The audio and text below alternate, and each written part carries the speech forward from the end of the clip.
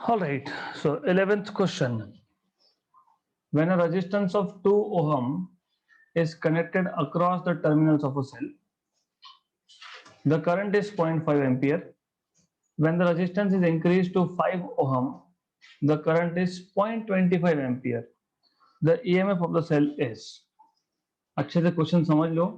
When a resistance of 2 ohm is connected across terminals of a cell, current is 0.5. When resistance is increased to 5 ohm, the current is 0.25 ampere. EMF of the cell is. Do you remember?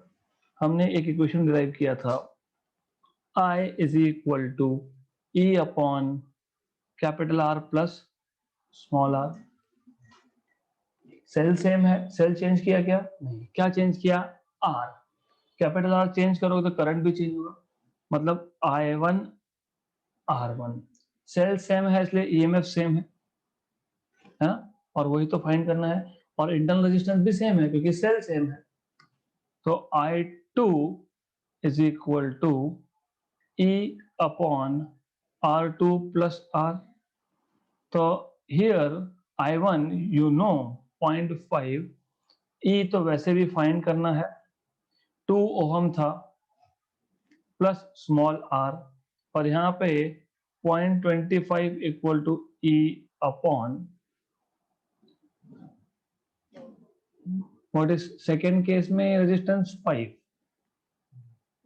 Right right. तो equation number 2, equation number 1, या फिर आप बोल सकते हो इसको सीधा सीधा E इज equal to 0.2 into 0.5 is 1 plus 0.5 r मतलब r बाय 2. इसको बोल देते हैं इक्वेशन नंबर 1. सिमिलरली यहां पे भी सॉल्व कर सकते हो आप. 5 इंटू 0.25 5/4 होता है. 0.25 इज 1/4 इंटू 5 5/4, और r तो r/4 equal to E, equation number 2. तो अभी 1 एंड 2 का राइट हैंड साइड मतलब दोनों साइड पे E है, तो you will just solve this.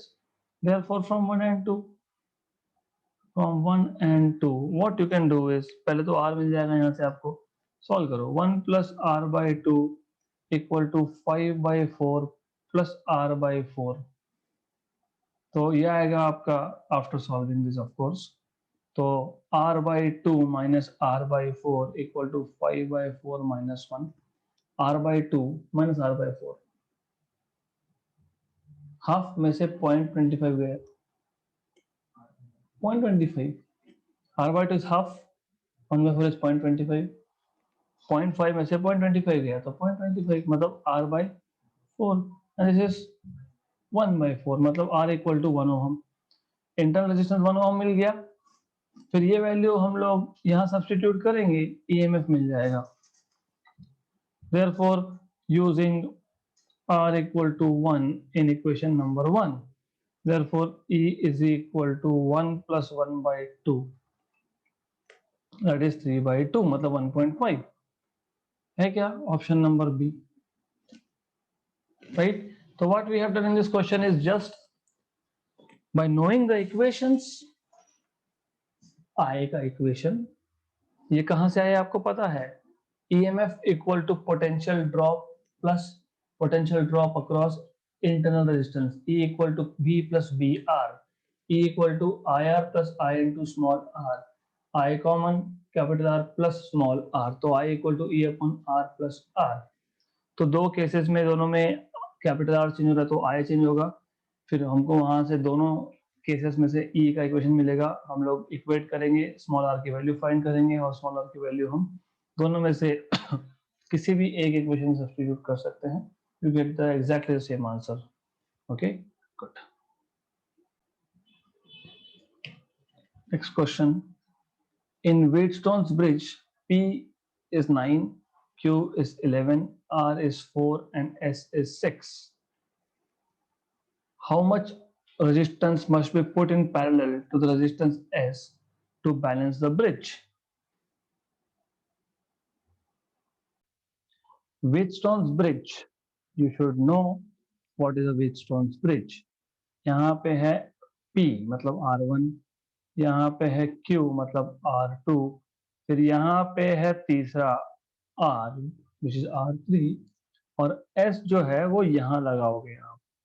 मैंने आपको ये थ्योरी के टाइम बताया था that you should always PQRS भी बोला है तो PQR एंड S ऐसा यूज करना पड़ता है वो। गुड। तो बैलेंस करने के लिए मतलब बैलेंस नहीं, बैलेंस करने के लिए S के साथ एक अननोन रेजिस्टेंस हम लोग लगा रहे हैं, right, to balance it in parallel. तो मैं मान लेता हूँ कि पैरेलल में एक रेजिस्टेंस हमको X लगाना पड़ेगा, राइट। तो बैलेंसिंग कंडीशन क्या होती है, R1 by R2 equal to R3 by R4। Okay, according to the notations used in the question, R1 is P, R2 is Q, R3 is R, and R4 is parallel combination of S and X। तो ये आएगा SX upon S plus X, क्योंकि parallel combination है, correct. What is value of P? 9, Q 11, R4, S6, so 6x upon 6 plus x। Solve करना पड़ेगा इसको, तो you will be getting this as 6x upon 6 plus x equal to 44 by 9। तो ये आ गया आपका 222, हाँ हाँ 3। ये दिस आर नॉर्मल मिस्टेक्स, तो याद रखना ये 3 और ये 22। तो ये आपको मिल जाएगा x upon 6 plus x as 22 by 27, cross multiply 27x equal to 22 into 6, 22 into divide करो, जैसा आपको ठीक लगे वैसा। But if you want, I would prefer, I mean जैसा आपको समझे, but it is simple. 22 into 6 is 132 plus 22x आ गया, खत्म। 27x minus 22 is 5, 132 x equal to 132 by 5। 1 जा 20 जा होता है 100, इंटू 6 होता है 30, तो ये 26 पॉइंट समथिंग आएगा। तो 26.4 ohm should be the resistance that you need to put in parallel to S to balance this Wheatstone's network, right? तो सिंपल क्वेश्चन था। Next question, the resistance of wire at 20 degree is 20 ohm and at 500 degree is 60 ohm. At which temperature resistance should be 25 ohm?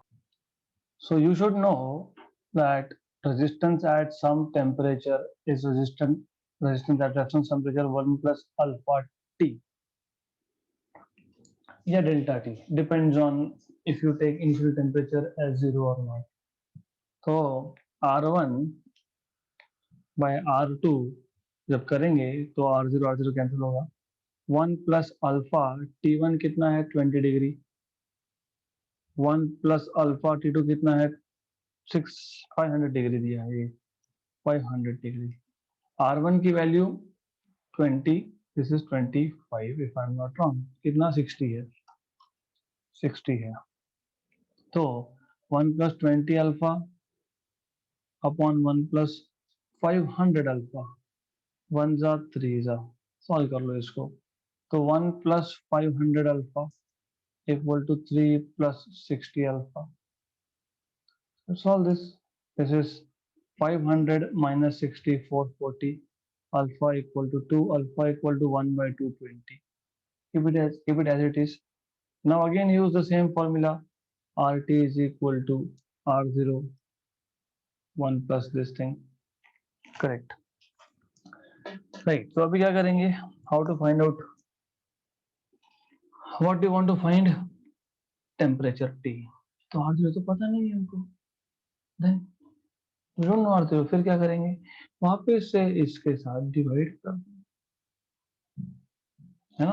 और what will do is, क्योंकि R0 नहीं पता इसलिए मैंने वापस से इसको डिवाइड कर दिया।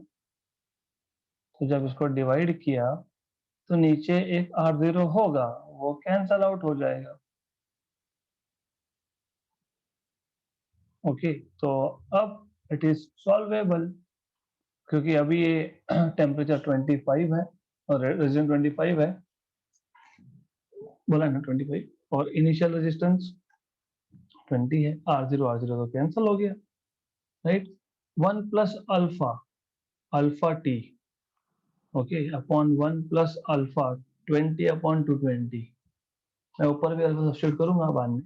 1 जा 11 जा 11 plus 1 by 11, 12 by 11, 5 by 4, 5 by 4, ये आ गया आपका 12 बाई 11, तो 11 1 प्लस अल्फा टी बाई 12, 1 जा 3 जा, तो सॉल्व करो इसको, then it will be 15 by 11, 1 plus alpha T, तो 15 by 11 minus 1 equal to alpha T, कितना आएगा ये, 4 by 11 alpha T, 4 by 11 equal to alpha T, T कितना आएगा, 4 बाई 11 इंटू अल्फा, अल्फा क्या था, 1 अपॉन 220, 1 जा 20 जा 80 degree Celsius, 80 degree Celsius, yes, okay, so but method is not correct. R1 into T1 plus R2 into T2 plus R3 into T3 अगर आप use कर रहे हो तो under what conditions, summation of resistances multiplied by temperature equal to 0, ऐसा अगर आप बोल रहे हो तो अंडर व्हाट कंडीशंस, तो वो तो बताना पड़ेगा ना। Next question, a current in a wire is given by equation I equal to 2x square minus 3t plus 1. The charge through cross section of wire in the time interval 3 to 5 seconds is, how much charge is flowing through the cross section of wire in the time interval 3 to 5 seconds, ऐसा पूछा है। First of all, this question is incorrect. क्यों, यहाँ पे x नहीं हो सकता, it has to be t, तो आपके पास यहाँ पे जो है ये t है।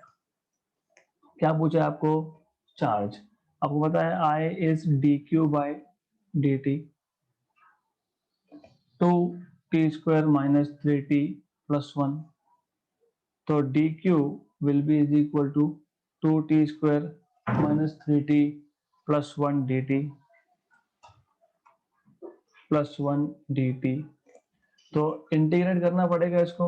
when you integrate dq is equal to integration 0 से मतलब t1 से t2, तो 3 से 5 सेकंड तक बोला है, 3 to 5 second, 2t square minus 3t plus 1 dt, this is q, integration t square का t cube by 3, 3t square by 2 plus t, 3 से 5,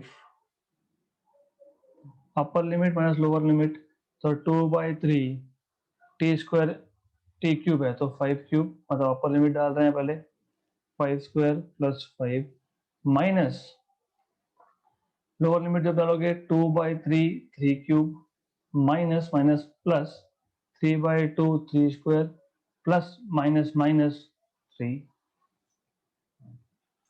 समझ में आ रहा है कि यहाँ तक हमारे पास करंट का इक्वेशन था in terms of time, current is D Q by D T, तो dt को वहां शिफ्ट कर दिया, टोटल चार्ज चाहिए तो हम लोग इंटीग्रेट करेंगे 3 to 5 में, इंटीग्रेशन का फॉर्मूला लगा दिया हमने, टी स्क्वायर का integration T cube by 3, T का टी स्क्वायर बाई 2 और 1 का टी आएगा, फिर upper limit minus lower limit करेंगे, फिर अपर लिमिट मतलब 5 वैल्यू डाल रहे हैं, फिर उसके बाद माइनस कर रहे हैं तो माइनस ऑफ माइनस मतलब ब्रैकेट ओपन कर लिया इसलिए, अदरवाइज यू कैन से ये एक ब्रैकेट है, देन यू कैन से यहाँ पे ये माइनस है, ये प्लस है, फिर अभी ब्रैकेट सॉल्व करो, राइट। या तो ऐसा है, या तो आप एक एक करके भी कर सकते हो, इन दोनों में से 2/3 कॉमन निकालो, 5³ कर लो, वैसा भी कर सकते हो, तो that is up to you, you can do the way you want, so let's do it.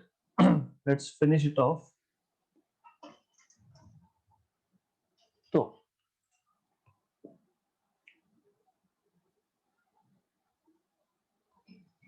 what we can do here is 2/3 5 cube. How much is 5 cube?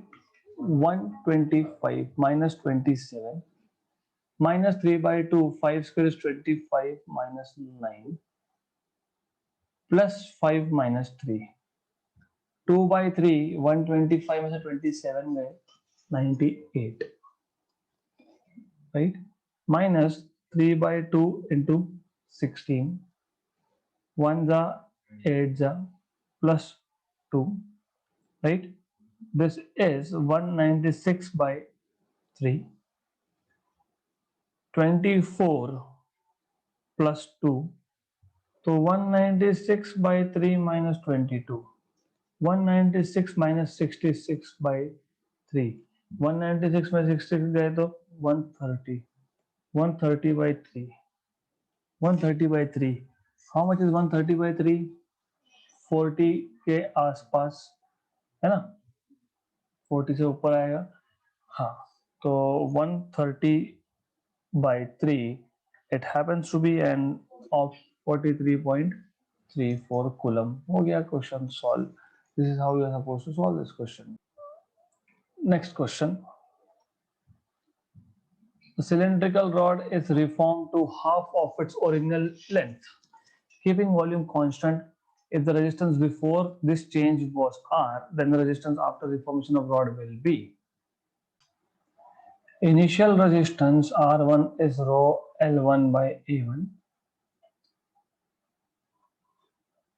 Final resistance R2 is rho L2/A2. Volume constant है तो initial volume V1 equal to volume V2 pi R1 square L, क्योंकि A into L is volume of the wire, है ना।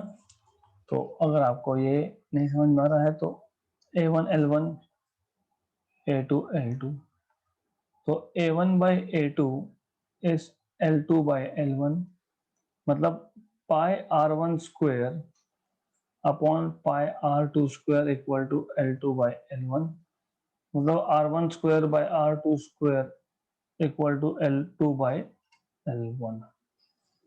यहां तक कोई doubt नहीं, तो R2/R1 जब मैं करूंगा R2/R1 तो आएगा L2/L1 और A1/A2.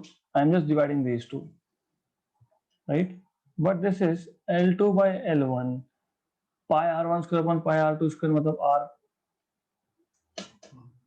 राइट, बट R1/R2 अभी स्क्वायर क्या फाइंड किया आपने, L2/L1, मतलब R2/R1 equal to L2/L1 into L2/L1, right, मतलब L2/L1 का स्क्वायर, राइट। तो R2/R1 और आपको क्या बोला है क्वेश्चन में, हाफ द ओरिजिनल लेंथ, मतलब L2 is equal to L1/2, मतलब L2/L1 इज 1/2, तो 1/2 का स्क्वायर, तो R2 क्या आएगा, R1/4.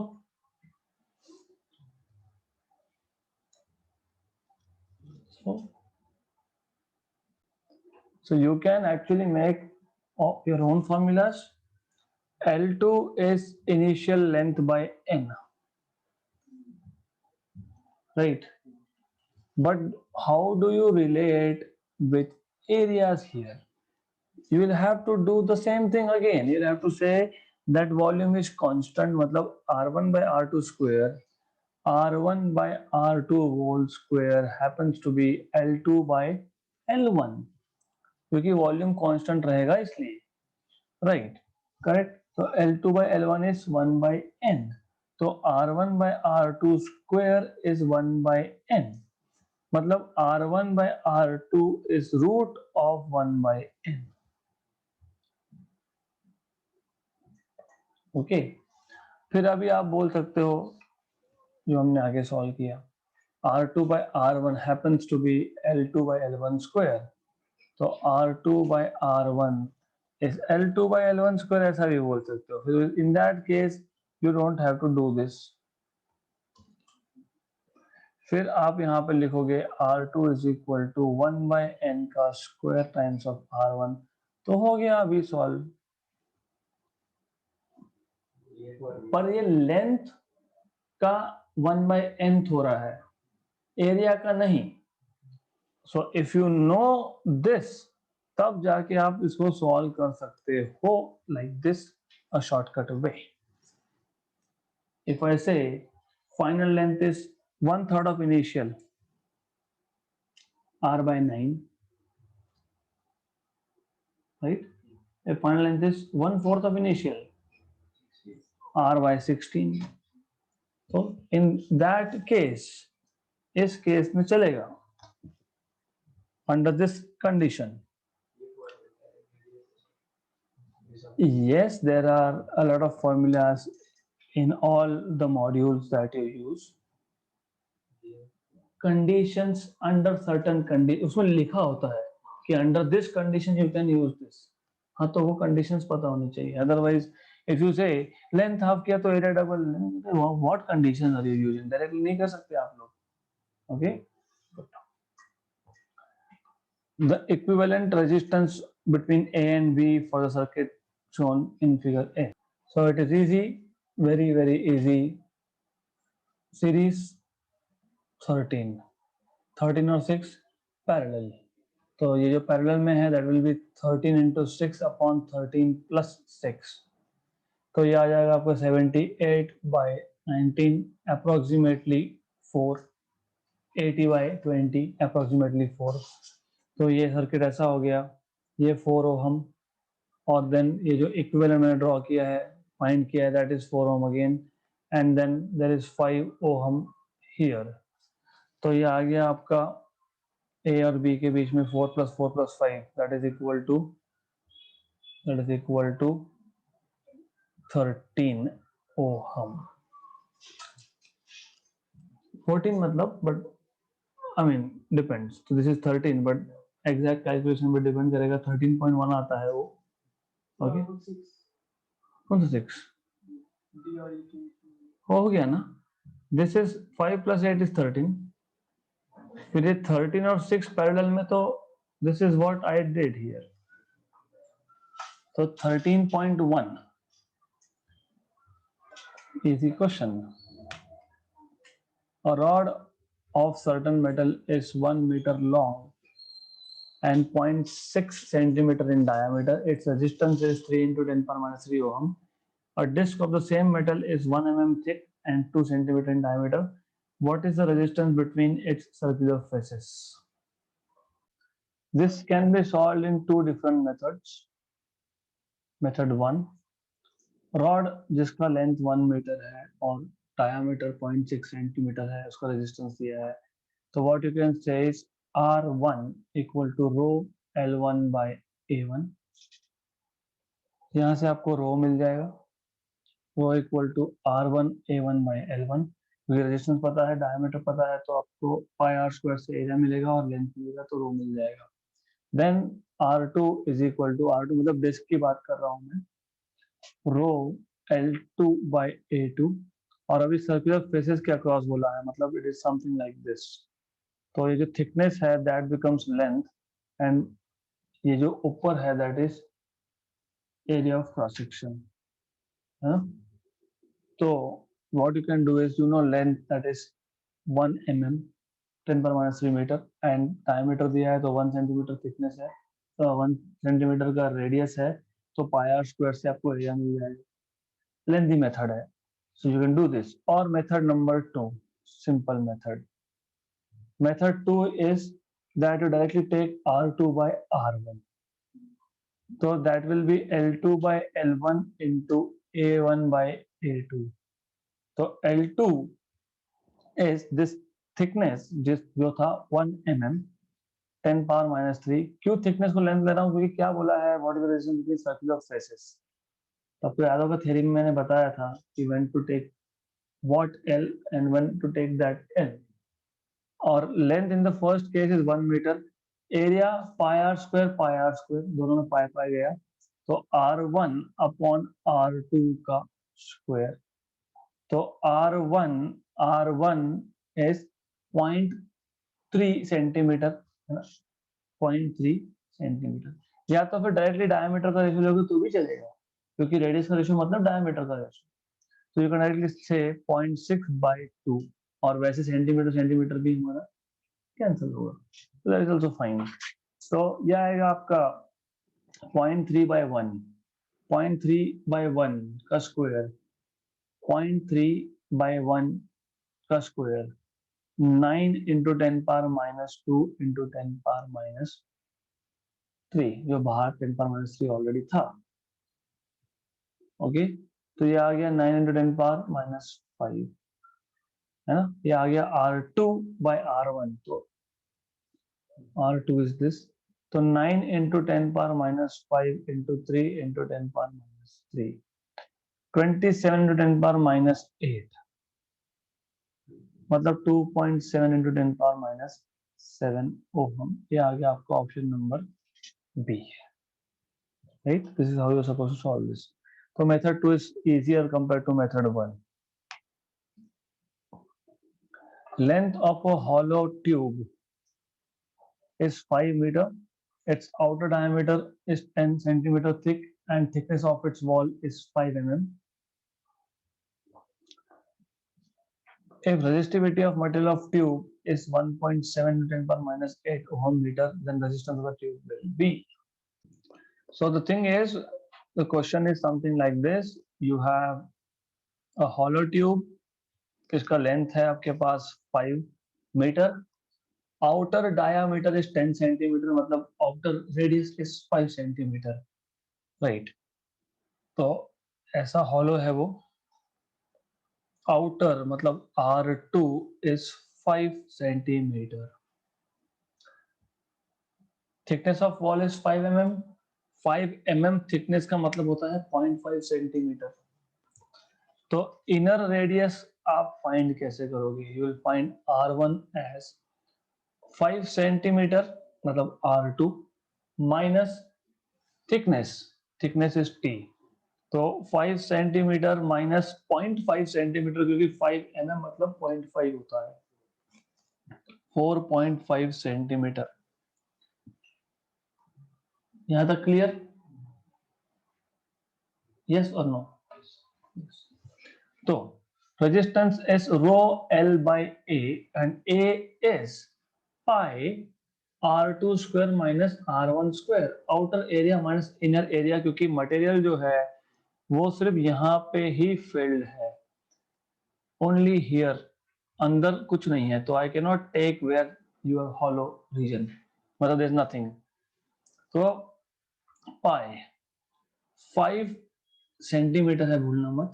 The two ways out, एक तो पहले सेंटीमीटर में कन्वर्ट फाइंड कर लो, फिर इसको कन्वर्ट करो. तो 5 square is 25 minus 4.5 square is 45 का स्क्वायर कितना होता है? 2025, मतलब 20.25. ये सेंटीमीटर स्क्वायर आ गया. सेंटीमीटर को मीटर स्क्वायर में कन्वर्ट करने के लिए 10 power minus 4, this is 4.75. 4.75 pi into 10 power minus 4 area मिल गया. रेजिस्टेंस, रेजिस्टिविटी कितना है? 1.7 into 10 power minus 8. L by A, L कितना है?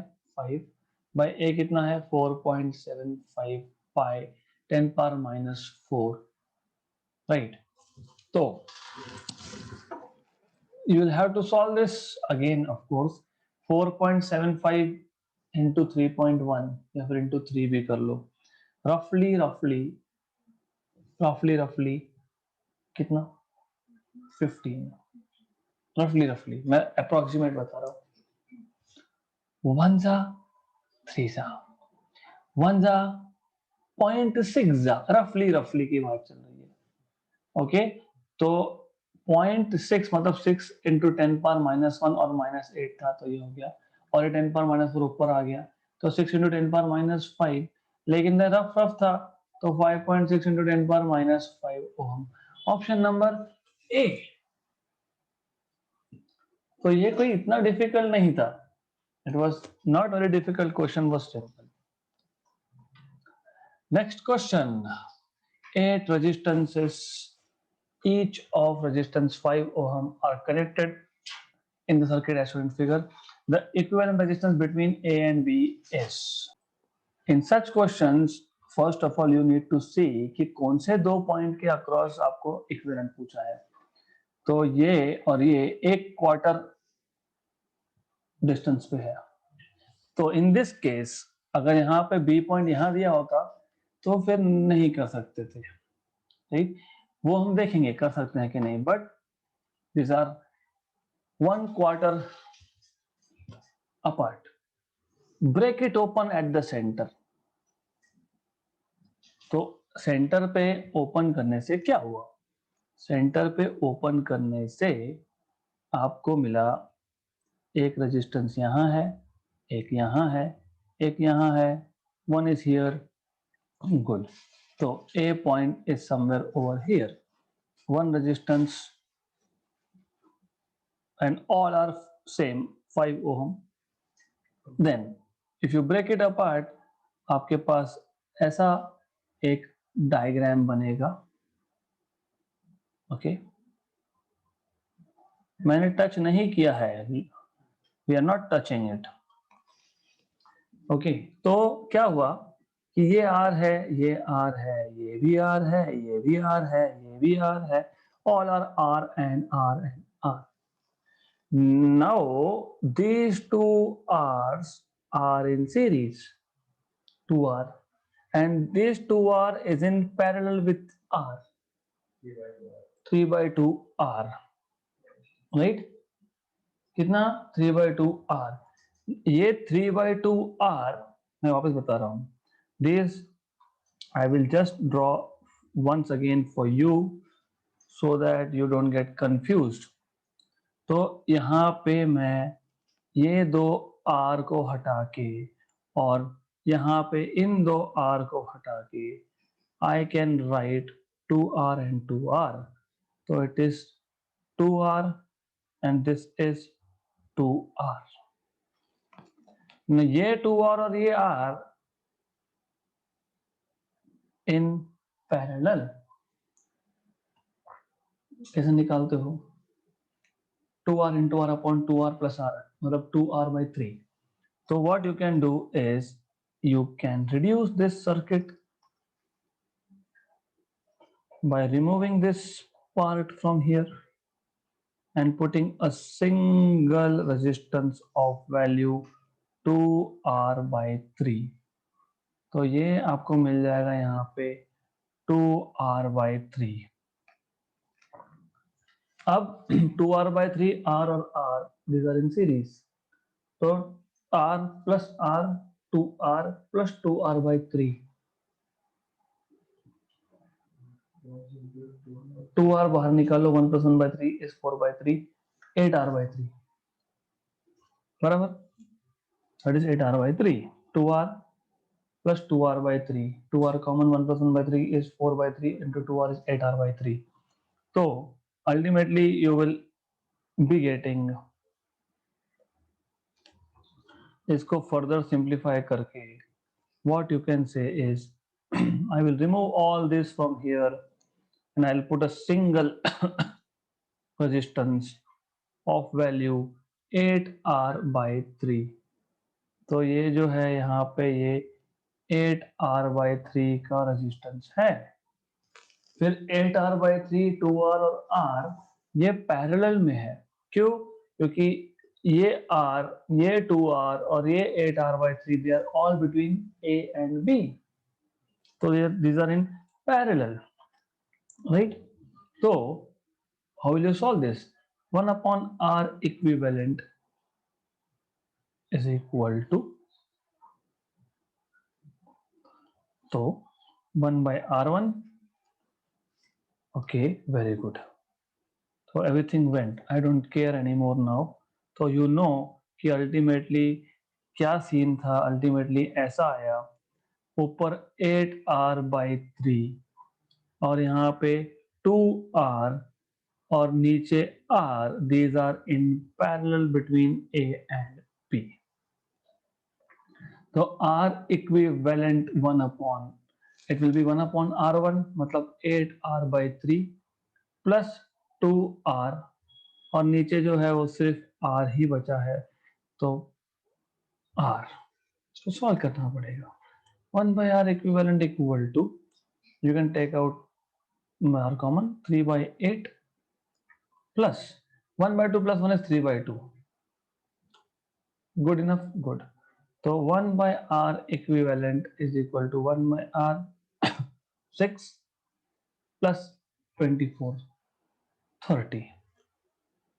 Cross multiply upon 16. Upon 16. मतलब R equivalent is equal to 30R/16. Right? हो गया ये सॉल्व. 15 और ये 8. Correct. Good. What is the value of R? 5 ohm. 15 into 5/8 है ना. तो सॉल्व ही नहीं हो रहा है. तो क्या गलती हुई फिर? Where did we make mistake?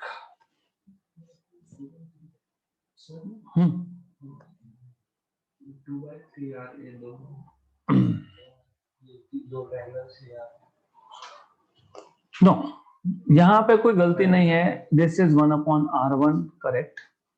This is 1 upon R2 correct. ये भी correct है. तो 1 by R कॉमन निकाल लिया. 3/8 दूसरे में हाफ और 1. हाफ और 1 is 3/2 तो ये भी correct है. This is correct. तो where did we go wrong? 15/8 This is 3 to the 6, 8 to the 24. बराबर. तो ये आया आपका 6 plus 24 30. 8 to the 16 R. बराबर. गलती. हाँ, yes. This is where normally we make mistakes. Good. तो ये आ गया आपका 5 क्योंकि R की वैल्यू क्या है 5. तो ये आ गया आपका 5. 5 1 जा 5, 6 जा 3 जा 8 जा. मैंने इसलिए बताया था कि 8/3 आएगा. 8/3 ऑप्शन नंबर ए. राइट. हाँ, तो वैसा करेंगे हम लोग. We will solve that question. If just a minute, let me answer this question first. So according to the question, if I modify the question, put a B here, and you're supposed to find out equivalent between A and B. तो क्या करेंगे? Centre से ऊपर ऐसे register में से current जाएगा क्या? We will solve this question. लेना पड़ेगा ये question. But you need to think first. आज सोचो घर पे जाके what happens. Okay? Take out whatever study material you have and check it out. Okay? Good. All right. The equivalent resistance between points A and B in the network shown in figure is. So what you can do here is a simple thing. ये ऐसा है. First of all, you are not supposed to break the circuit at these 2 points. You cannot and you're not supposed to. अब ऐसा है कि यहाँ पे मैं ब्रेक कर सकता हूँ. क्यों? क्योंकि यहाँ पे मैं ब्रेक कर रहा हूँ तो no register is going out of circuit. और मैं अगर इसको ब्रेक कर रहा हूँ तो for my convenience, just for my convenience, मैं इसको ऊपर शिफ्ट करने वाला हूँ. So I am going to take it over here, दोनों को. तो मैंने उसको ब्रेक करके इसको से ऊपर लगा दिया. ओके. अब हम दिखाएंगे कि रेजिस्टेंसेस कहाँ कहाँ पे थे. तो रेजिस्टेंस एक यहाँ पे है, एक यहाँ पे है, one is here, over here, over here, here and here. Good. तो ये ए और ये बी थोड़ा सा एक्सटेंड पहले ही कर लिया, otherwise I will make two resistances in series which are not supposed to be in series. तो ये ये मिला के 2R और ये R दैट इज 2R/3। तो ऊपर का जो ट्राइंगल है that is giving me total 2R/3। ये R है, ये R है, दिस इज अगेन R, और नीचे का जो है R और ये R they are in series 2R। Then of course ये 2R/3 इस R के साथ और यहाँ पे जो R होगा इस R के साथ सीरीज में होगा। तो ये आ गया आपका सीरीज में एक R और एक R यहाँ पे सीरीज में, और यहाँ पे ये 2R आ गया आपका A एंड B यहाँ पे। R plus R 2R plus 3 8R/3 और नीचे 2R है। तो in short finally what you will get is ये आपका आ गया 8R/3 and 2R, these two in parallel, 8R/3 and 2R these are in parallel. R equivalent is 2R into 8R/3 upon 2R plus 8R/3. Okay, good. So what will you get finally? 16R/3, 16R square by 3, और नीचे 3 into 2 6, 6 plus 14, 14R/3, cancel, right? तो 8/7R, option number B. This is how you are supposed to solve this question, right? So you have to break it in a way such that no resistor is going out from circuit, या फिर circuit is not breaking in a way. So the same was the reason when you were cutting at the center, है ना? तो diagonally opposite points रहे तो you cannot cut at diagonally opposite points. So you will see that later also. Good. So you should know such tricks. One last question. Find equivalent resistance between point A and B in the adjacent circuit. So very good question. If this point is A, this is A. If this is A, so this is A. ये B है तो ये भी B है और ये भी B है and then ये भी B है। नहीं है, वो भी नहीं है, बीच में आ रहा है। चलो गुड, नहीं है B। Wait a minute. You need to know कि अगर बीच में रेजिस्टेंस आ गया तो पोटेंशियल में ड्रॉप होता है, करेक्ट? गुड। सबसे पहले what is happening at the bottom, तीनों के तीनों पैरेलल में है, R, R and R. Don't be in hurry, you just have to see here. Then ऊपर जो है A और B के बीच में अरेंजमेंट कैसा है? लुक, एक रेजिस्टेंस यहाँ पे A पॉइंट और यहाँ पे एक B पॉइंट के बीच में, मतलब ये और ये, इसका काम हो गया है ना? अब A से दूसरा निकल रहा है, A से दूसरा रेजिस्टेंस आ रहा है और B से भी एक और है, मतलब इसका और इसका भी हो गया। तो ये आ गया आपका, है ना? अगर मैं इस पॉइंट को मान लो C बोल देता हूँ, इसको D बोल देता हूँ, तो ये एक C हो गया, ये एक D हो गया। बट ऊपर Wheatstone balanced network, balanced network का मतलब होता है आई डोंट केयर कि ये है या नहीं है, क्योंकि बैलेंस नेटवर्क है वो। बैलेंस नेटवर्क में बीच में है नहीं है doesn't make any difference, right? Good. So this upper part is Wheatstone's balanced network, क्योंकि R1 ये भी R है, R2 भी R है, R3 भी R है, R4 भी R है, तो R1 by R2 equal to R3 by R4। फिर अगर ये बीच का जो पार्ट है, if I'm not taking that, if I am saying since the network is balanced, by the way all these are R's, R's बात नहीं करना बिल्कुल, R, R and R। So if we are saying network is balanced, इसकी हमको जरूरत नहीं, क्योंकि network जो है वो बैलेंस था। अगर नेटवर्क बैलेंस है तो फिर ये दो R सीरीज में और ये दो R सीरीज में, मतलब 2R और 2R पैरेलल में, मतलब ओवरऑल सिर्फ R मिलेगा। हाँ, R/4। क्यों? क्योंकि अभी इसका मतलब ये हो गया कि that you have 4 resistances all in parallel. तो ये आ गया आपका क्वेश्चन सॉल्व हो गया। This is 1R over here. Okay, so R/4 will be the answer.